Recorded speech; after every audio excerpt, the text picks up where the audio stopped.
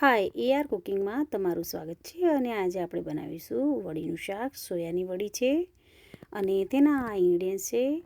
અહીં હું 1 કપ વડી લઉં છું અને પછી હું એક પેનમાં હું 1 થી 1.5 ગ્લાસ જેટલું પાણી ગરમ કરવા મૂકી દઈશ અને પાણીમાં જ આપણે તેલ 1 ચમચી અને મીઠું આ બંને જ વસ્તુ તેમાં મિક્સ કરી દેવાની છે પાણી સાથે અને પછી તેમાં વડી એડ કરી દેવાની છે.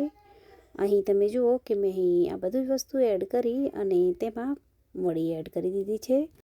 હવે આ વડીને આપણે ફાસ્ટ ગેસ પર ઉકળવા દેવાની છે અને ઉકળે છે ત્યારે તમે જોઈ શકો છો કે તેમાં બબલ થઈ જાય છે અને વડી થઈ ગયા પછી આપણે જ્યારે ચેક કરવી હોય ત્યારે તેને વડીને હાથમાં લઈને જોઈએ તો તે દબાવીને જોઈએ તો દબે છે એટલે કે આપણી વડી હવે ચડી ગઈ છે.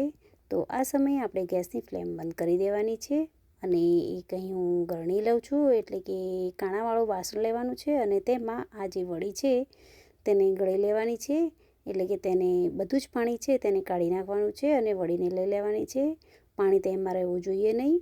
અને હવે આ વડીને આપણે એક વાસણમાં લઈ અને ઠંડી થવા દઈશું એટલે કે વડી આપણી થઈ ગઈ છે અને તેને ઠંડી થવા દેવાની છે. તો વડી ઠંડી થાય છે ત્યાં સુધીમાં આપણે તેની જે ગ્રેવી કરવાની છે તે કરી લઈશું. તો અહીં હું ટામેટાં સમારીને લીધા છે, અહીં એક ડુંગળી લીધી છે. ડુંગળી મેં ઝીણી સમારી લીધી છે. જો તમને ગ્રેવી કરીને કરવી હોય એટલે કે એકદમ ક્રશ કરીને લેવી હોય તો પણ લઈ શકો છો, પણ અહીં હું બંને વસ્તુને ઝીણું ઝીણું સમારીને લઉં છું. અને લસણ અને લીલા મરચાં લીધા છે. તો હવે હું એક પેનમાં તેલ લઉં છું. લગભગ હું અહીં તેલ 1 થી 2 ચમચી જેટલું લઉં છું. તમે વધારે કે ઓછું લઈ શકો છો. અને તેલ લીધા પછી આપણે તેને ગરમ થવા દઈશું અને આ તેલ ગરમ થઈ ગયા પછી આપણે અહીં અડધી ચમચી જેટલી જીરું એડ કરું છું અને જીરું બરાબર તળાઈ જાય પછી આપણે તેમાં હિંગ એડ કરીશું, પિંચ અથવા તો અડધીથી પોણી ચમચી જેટલી.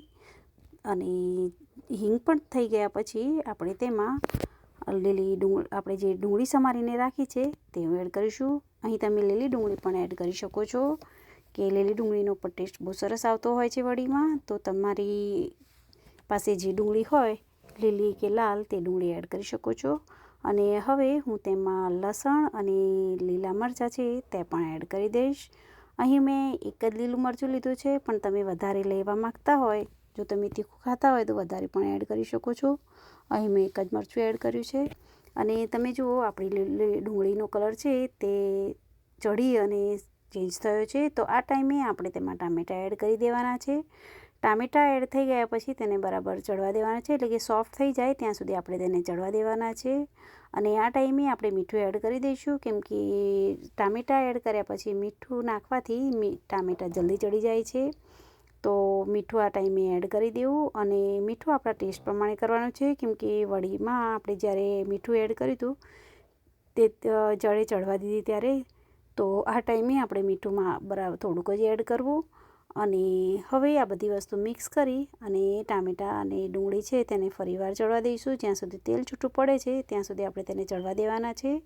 તમે જોઈ શકો છો કે આપણી ડુંગળી અને ટામેટાં ચડવા લાગ્યા છે. તો આપણા ટામેટાં અને ડુંગળી ચડી જાય એટલે કે તે જુઓ તમે છૂટા પડવા લાગે પછી આપણે તેમાં મસાલા એડ કરવાના છે. તો અહીં ધાણા જીરું પાવડર 1 થી 1.5 ચમચી જેટલું એડ કરું છું. અડધીથી પોણી ચમચી જેટલું હળદર એડ કરીશ. લાલ મરચું પાવડર હું અડધીથી 1 ચમચી એડ કરું છું. અને આ બધી જ વસ્તુને બરાબર ચડવી એટલે કે મિક્સ કરી દેવાની છે. આપણે મીઠું ઓલરેડી એડ કર્યું છે તો આ ટાઈમે એડ કરતા નથી. અને તમે જુઓ આપણા મસાલા ચડવા લાગ્યા છે એટલે હવે આ ટાઈમે આપણે તેમાં વડી એડ કરી દેવાની છે. તો વડી એડ કરી અને ફરી પાછા આપણે જે ટામેટાં ડુંગળીની ગ્રેવી છે તે બરાબર તેની સાથે મિક્સ કરી દેવાનું છે જેથી તેમાં વડી છે તે બરાબર મસાલા સાથે મિક્સ થઈ જાય. અને પછી મિક્સ થઈ ગયા પછી આપણે તેને થોડીક વાર ઢાંકણું બંધ કરીને ચડવા દઈશું. અને ચડી જાય પછી આપણે 1 થી 1.5 ગ્લાસ જેટલું પાણી એડ કરવાનું છે. અહીં હું રસાવાળી વડીનું શાક કરું છું. જો તમારે થીક કરવી હોય તો પાણીને થોડુંક જ એડ કરવું, બહુ એડ કરવું નહીં. પણ હું આ વડીમાં થોડુંક પાણી એડ કરીશ. મને રસાવાળું શાક ગમે છે એટલે કે મેં વડીમાં પાણી એડ કરી દીધું છે અને હજુ પાણી તેને બળવા દઈશ. તો ઢાંકણ બંધ કરી અને આ વડીનું શાક છે તેને બરાબર ચડવા દેવાનું છે. લગભગ મેં અહીં 10થી 15 મિનિટ મીડિયમ ગેસ પર તેને ચડવા દીધું છે, એટલે કે વડી બરાબર તેની સાથે મસાલા સાથે બરાબર મિક્સ થઈ જાય અને ટેસ્ટ બસ આવે. તો મારું આ વડીનું શાક રેડી થઈ ગયું છે. હવે આ શાકને આપણે એક વાસણમાં કાઢી લઈશું અને પછી તેના પર કોથમીર ગાર્નિશ કરી લઈશું. અને આ શાક આપણે રોટલી ભાખરી સાથે ખાઈ શકીએ છીએ. તો તમને મારી આ વડીના શાકની રેસીપી બનાવી જોવી ગમે તો તમે મારા વિડીયોને લાઇક, શેર, કમેન્ટ અને મારી ચેનલને સબસ્ક્રાઈબ કરવાનું ન ભૂલશો. Thank you.